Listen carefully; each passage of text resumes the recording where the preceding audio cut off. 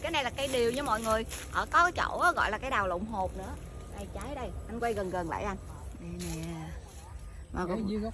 Mà bây giờ là kiểu nó hết mùa rồi á, cho nên là nó còn ít trái lắm. Bây giờ em đang đi hái tất cả các loại trái cây ở trong vườn để đi mukbang ha. Hồi nãy là mới hái của cái cây này nè, cây dâu nè, rồi mới hái trái khóm ở đây. Đây rồi giờ bỏ lại đây. Sau rồi em sẽ dắt mọi người đi cây sồi nè, rồi có cả cây mít nữa. Kia chôm nè, nhưng mà chôm đang mới cháy non thôi. Để đây đi. Có cây bưởi nè. Ê, cây bưởi nữa nè. Cây bưởi nữa nè mọi người. Trái cũng nhiều lắm. Rụng đầy gốc luôn cả. Ôi, đu đủ. Đu đủ chín. Thôi, cái sỏi. Ui, đạt lắm. Yeah. Cái sỏi nè.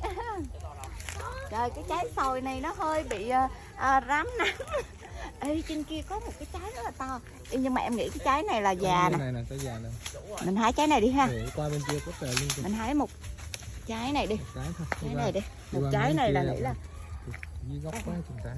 Ôi, bên đây nè. Đây. Chùm luôn. Trời ơi, cái trái này cũng già nè. Nha. Mấy trái này cũng già hết rồi đó. Còn cái gì nữa không ta? Như còn cái ổi, cái mận thì chưa có trái.